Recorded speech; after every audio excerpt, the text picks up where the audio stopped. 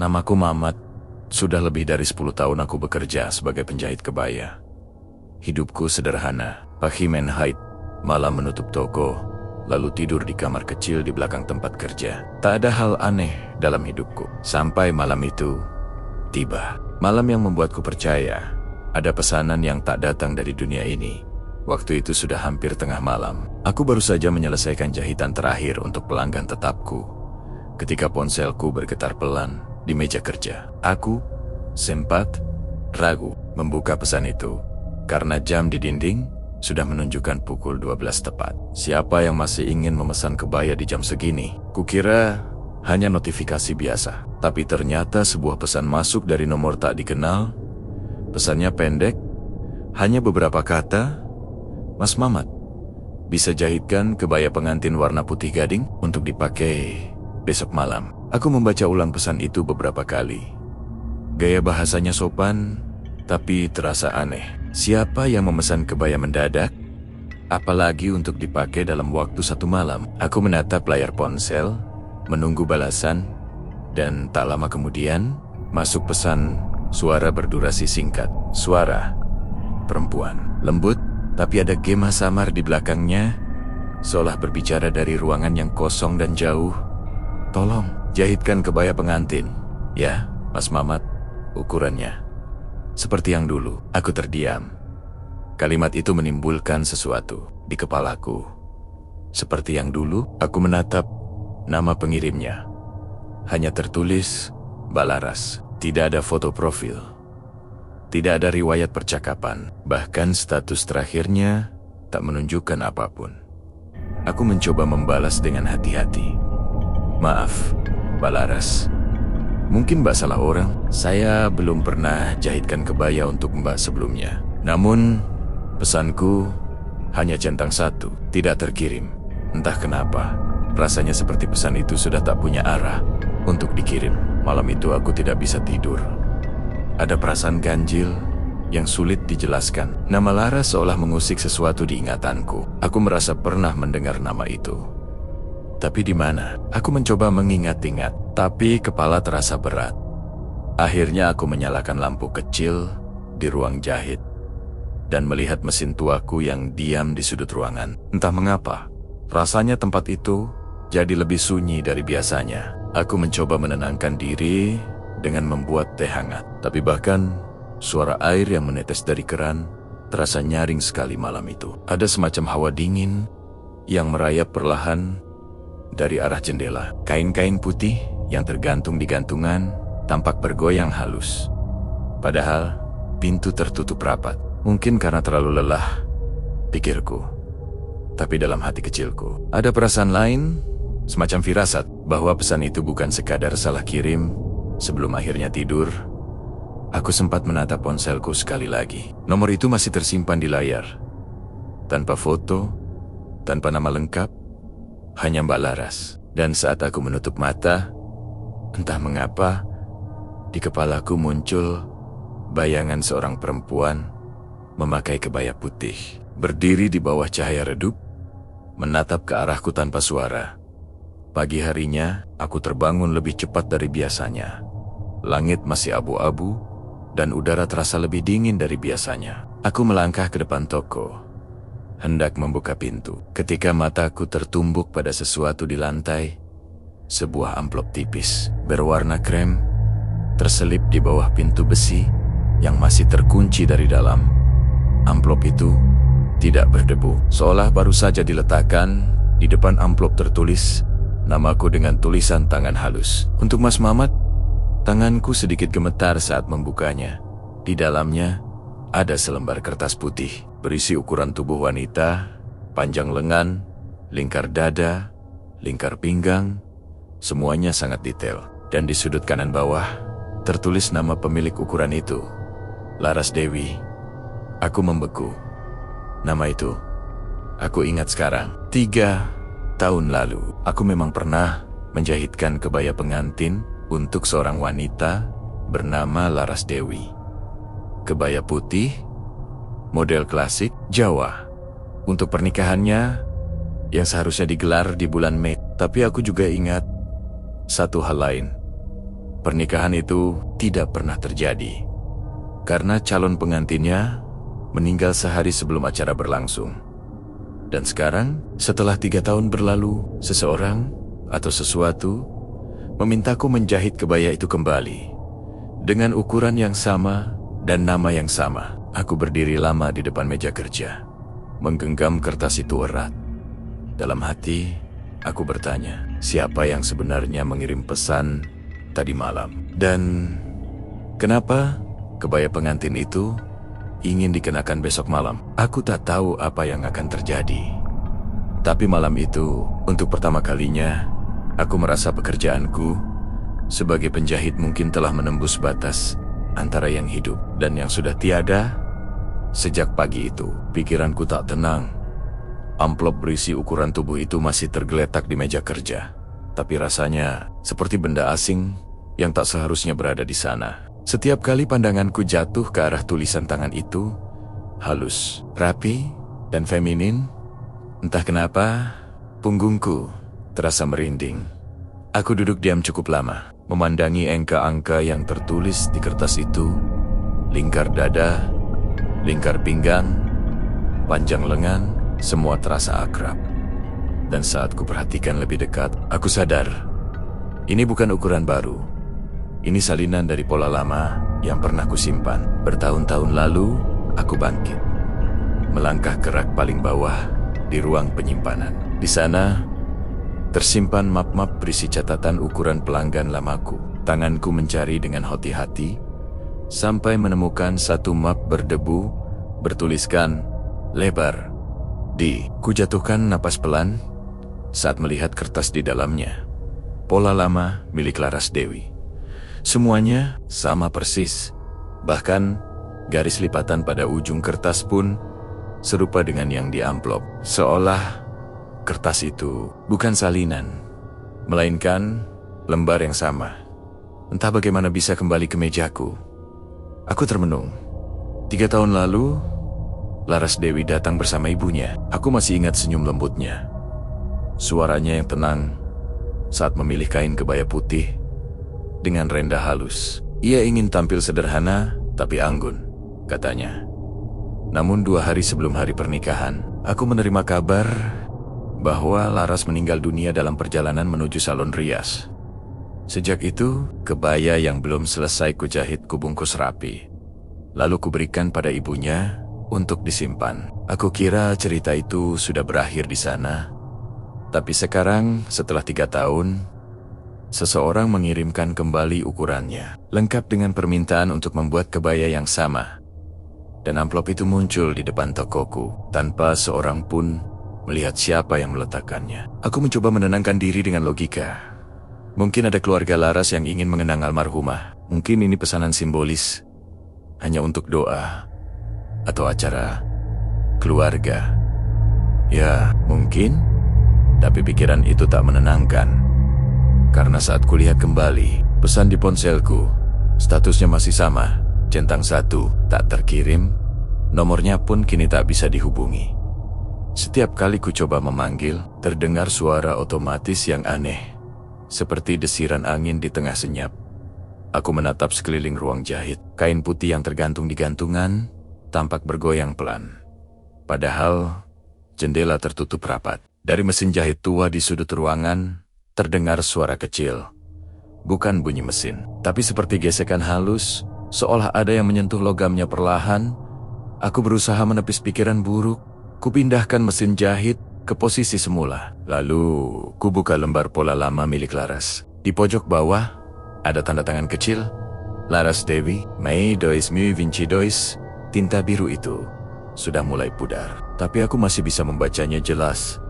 Aku membandingkan tanda tangan itu dengan tulisan di amplop yang kuterima pagi ini, dan jantungku berdegup lebih cepat. Tulisan tangan itu sama persis. Gaya hurufnya, goresannya, bahkan lengkungan huruf L-nya identik.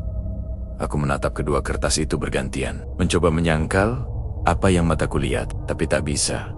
Tak ada orang lain yang tahu bentuk tulisan Laras, kecuali aku dan keluarganya. Dan aku belum pernah bertemu siapapun dari keluarganya sejak hari pemakaman itu.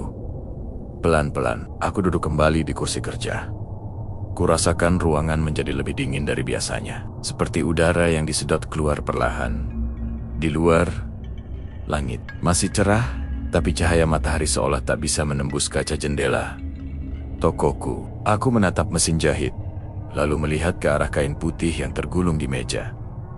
Entah mengapa, aku merasa kalau aku tidak menjahit kebaya ini, sesuatu yang lain akan datang menagih. Sesuatu yang mungkin sudah menunggu sejak 3 tahun lalu. Aku menghela napas panjang. Kupandangi lagi tulisan di kertas itu, lalu berkata pelan pada diriku sendiri, "Baiklah, Mbak Laras. Kalau memang ini permintaan terakhirmu, aku akan selesaikan kebayanya." Dan begitu kalimat itu keluar dari mulutku, aku yakin udara di sekitarku terasa sedikit berubah, seperti ada yang mendengarkan dan tersenyum.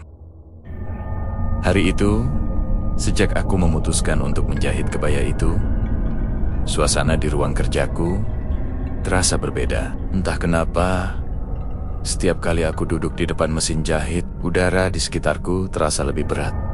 Sunyi, bukan sunyi yang biasa, tapi semacam keheningan yang membuat napas sendiri terdengar terlalu jelas.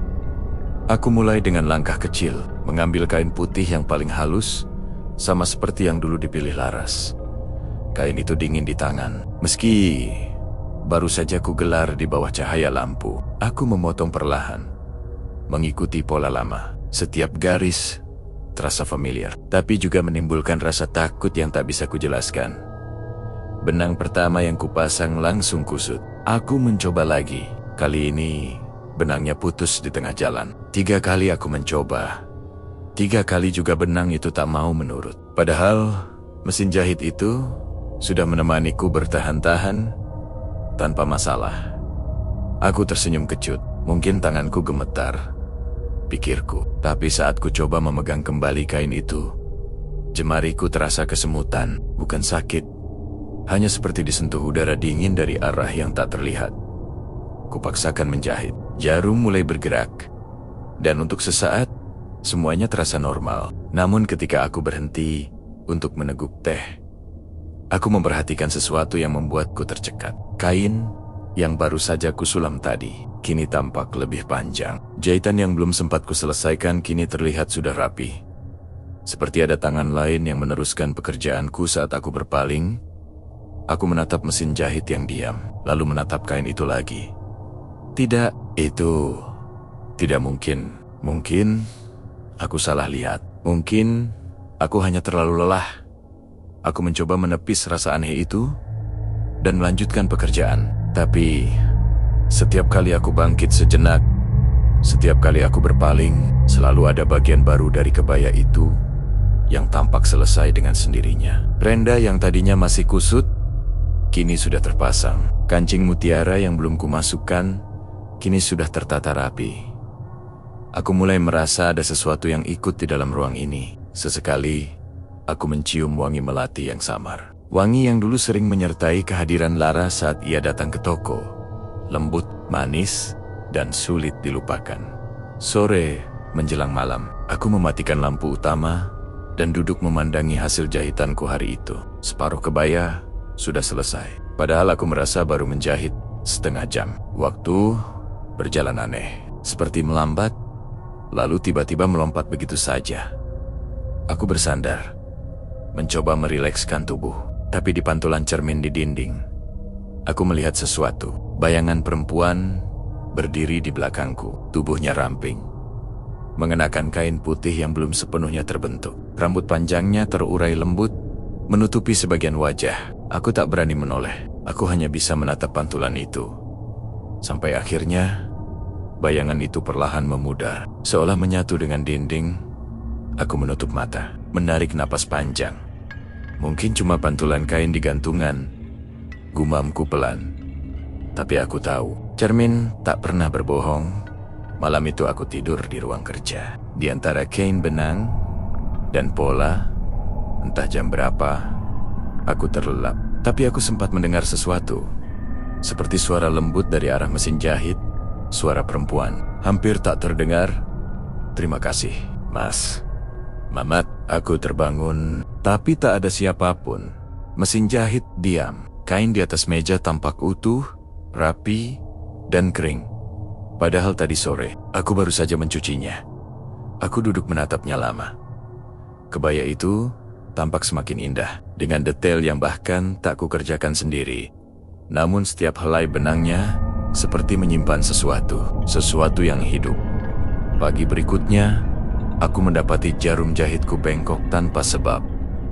Kain di atas meja sudah dilipat, seperti seseorang baru saja menyelesaikan pekerjaan malam tadi. Aku mencoba menenangkan diri, kupandangi lagi hasil jahitannya, lalu tersenyum tipis. Kalau kau memang ingin kebaya ini jadi sempurna, Mbak Laras, bisikku pelan, maka biarlah tanganmu ikut menjahitnya. Dan entah kenapa, setelah kalimat itu keluar dari bibirku, aku merasa hawa di ruangan ini menjadi lebih ringan. Seolah ada yang bahagia mendengarnya. Dan dari kejauhan, samar-samar, aku mencium wangi melati lagi. Sejak malam itu, kebaya putih di ruang jahitku seolah hidup setiap kali aku memandangnya. Selalu ada perubahan kecil. Hari ini, renda di bagian dada tampak lebih halus. Besoknya, lipatan di lengannya tiba-tiba sempurna. Aku sudah berhenti mencoba menjelaskan semua itu dengan logika.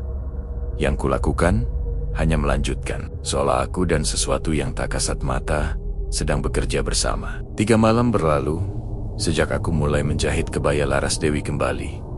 Dan pada malam keempat, sesuatu datang lagi. Kali ini bukan pesan, bukan amplop, tapi sebuah undangan. Aku menemukannya di depan rumah, tepat di atas batu kecil di halaman. Kertasnya tebal, berwarna gading, dan terikat dengan pita emas tipis. Tak ada nama pengirim di luar amplopnya. Aku membukanya perlahan. Di dalamnya hanya ada satu kalimat, ditulis dengan tinta hitam rapi. Datanglah membawa kebaya itu ke rumah di Jalan Kenanga nomor 13. Pukul 8 malam. Aku menatap tulisan itu lama.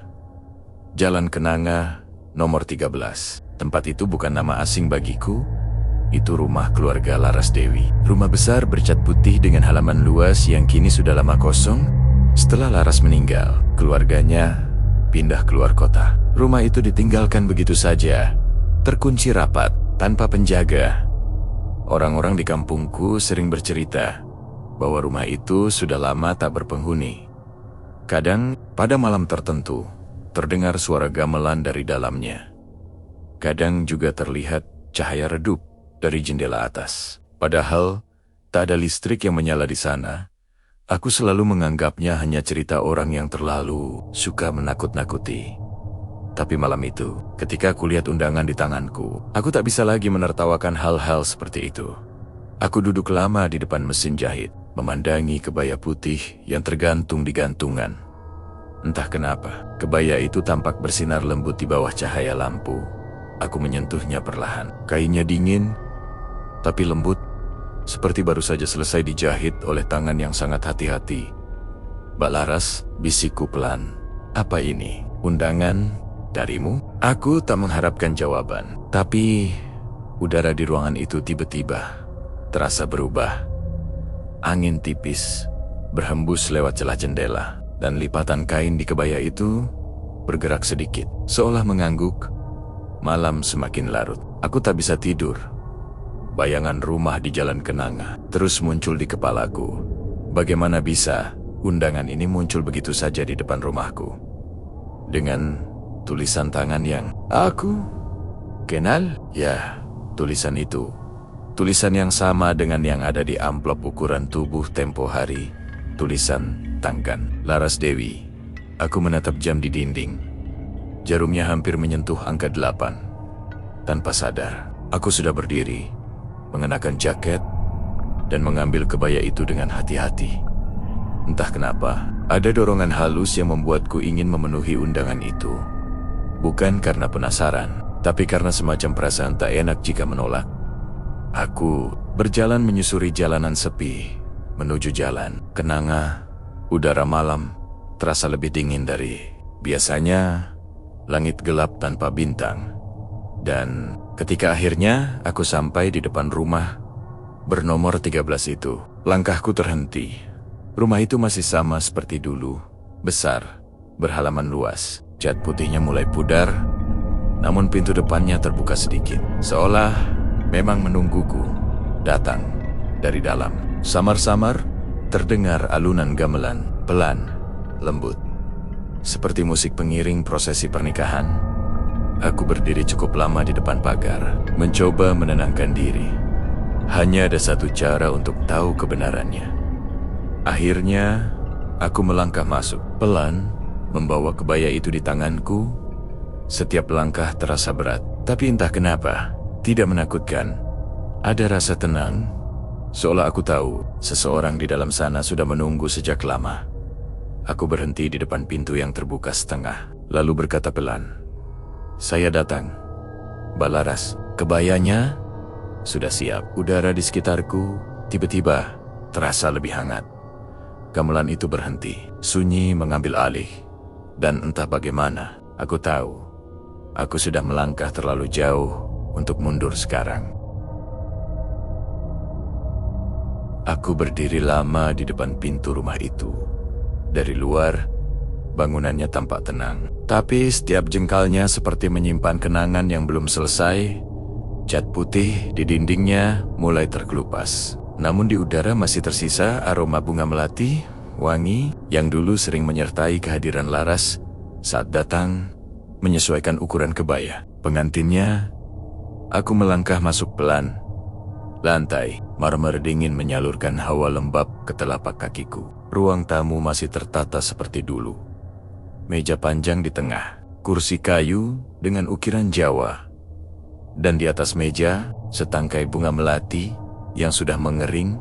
Di dalam vas kaca, lampu gantung tua berayun perlahan, memantulkan cahaya temaram ke dinding yang dipenuhi foto-foto lama. Aku menatap salah satunya, potret seorang gadis berwajah lembut, mengenakan kebaya putih.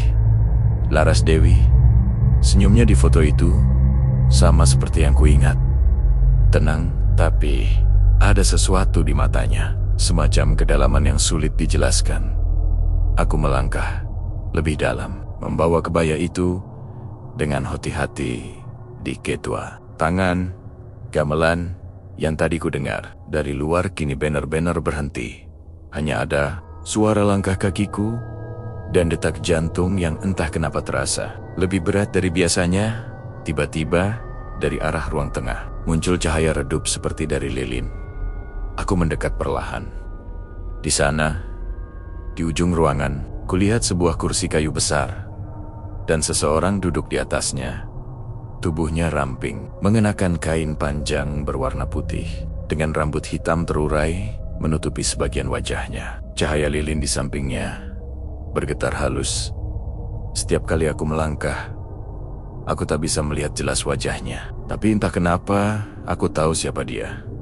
Suasana di sekitarku tiba-tiba menjadi hening sekali. Aku menggenggam kebaya itu lebih erat, lalu berbisik pelan, hampir seperti berbicara kepada diri sendiri. "Mbak Laras." Perempuan itu diam. Lalu, perlahan, ia menoleh ke arahku. Gerakannya lambat, tapi anggun, seperti seseorang yang tak ingin menakuti. Dari balik rambut panjang itu, kulihat sedikit senyumnya. Tenang, sama seperti dalam foto. "Terima kasih, Mas Mamat, kebayanya sudah jadi. Sekarang, aku bisa menikah." Suaranya lembut, hampir seperti angin yang berdesir di antara bunga melati. Aku berdiri mematung, tak tahu harus berkata apa. Perasaan takut dan iba bercampur jadi satu. Aku melangkah pelan, menaruh kebaya itu di atas meja di depannya. Kebaya putih itu tampak bersinar dalam cahaya lilin, seolah memantulkan keanggunan yang tak berasal dari dunia ini. Aku menunduk, mencoba menata napas. "Aku hanya menjalankan pesanmu," kataku pelan. "Semoga kebaya ini membuatmu bahagia." "Mbak." Ia menatap kebaya itu lama, lalu mengulurkan tangan, tapi jarinya berhenti tepat di atas kain, tidak benar-benar menyentuhnya. Dan saat aku mengangkat pandangan, wajahnya tampak berbeda, bukan menakutkan, tapi damai, seolah Seluruh beban yang menahannya selama ini perlahan hilang. "Terima kasih, Mas Mamat," katanya lagi.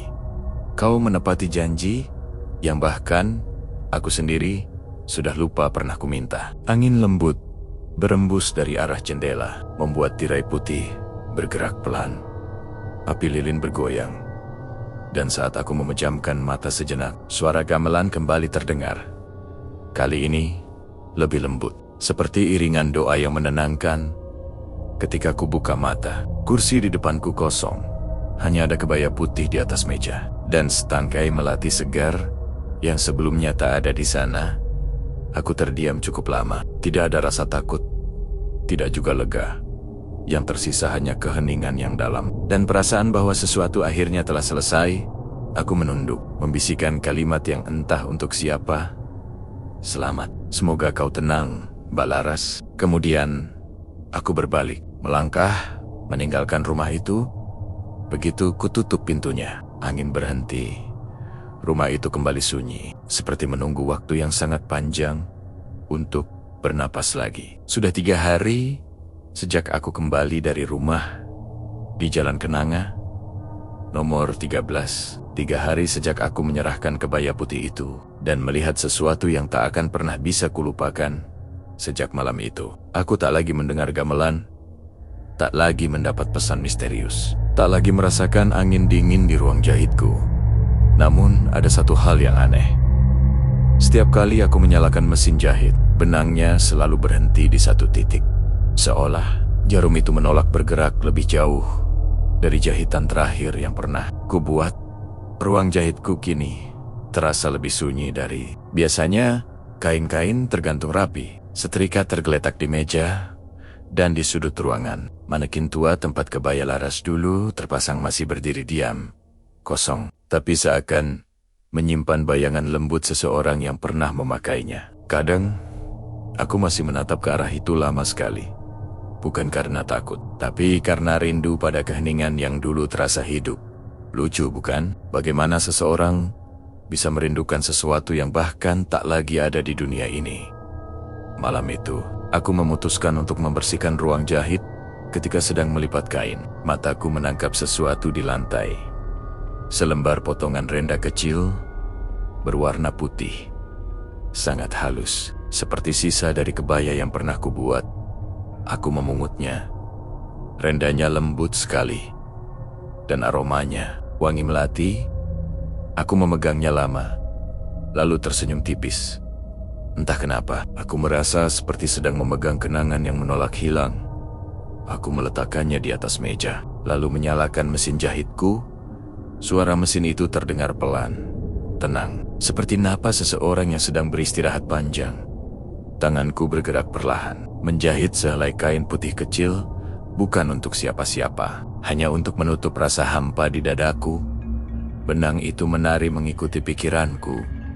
Setiap tusukan seperti doa, setiap tarikan benang seperti kenangan.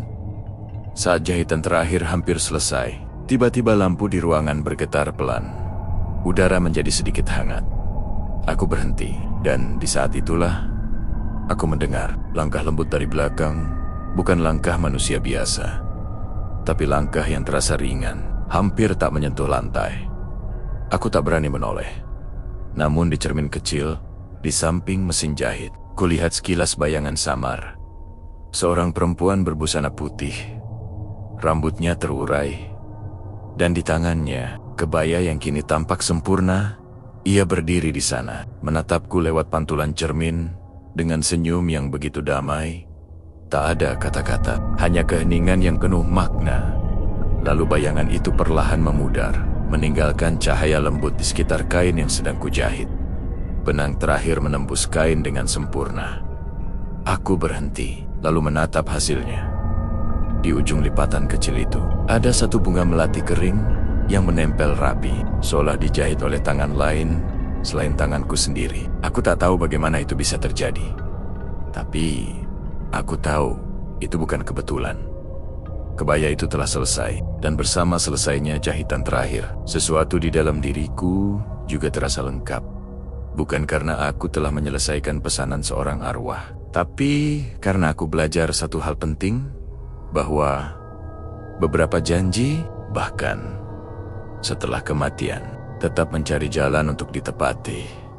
Aku mematikan mesin jahitku perlahan. Ruang ini kembali tenang, namun kali ini keheningannya bukan lagi kesepian, melainkan keheningan yang membawa kedamaian. Aku memandang ke arah jendela. Di luar langit mulai berwarna jingga. Angin sore berhembus lembut, membawa aroma melati yang samar, entah dari mana datangnya. Tapi aku tahu, itu pertanda bahwa Laras Dewi akhirnya pergi dengan tenang. Aku tersenyum kecil, lalu berkata pelan, seolah ia masih bisa mendengarku. Selamat jalan, Mbak Laras. Kebayamu indah sekali. Semoga kau memakainya di tempat yang penuh cahaya. Dan sejak hari itu, aku tak lagi menerima pesanan kebaya pengantin. Bukan karena takut, tapi karena setiap kali melihat kain putih, aku teringat pada satu perempuan yang datang menepati janji dari dunia lain. Kini, aku menjahit hanya untuk kenangan, dan untuk mengingat bahwa setiap benang yang kita jahit di dunia ini pasti terhubung dengan sesuatu yang lebih dalam di dunia seberang. Kisah Mamat dan Laras Dewi berakhir bukan dengan teriakan atau ketakutan, tapi dengan kedamaian. Sebuah pengingat bahwa tak semua pertemuan dengan yang tak terlihat harus menakutkan. Kadang, itu hanyalah cara halus dari mereka yang belum sempat mengucap terima kasih.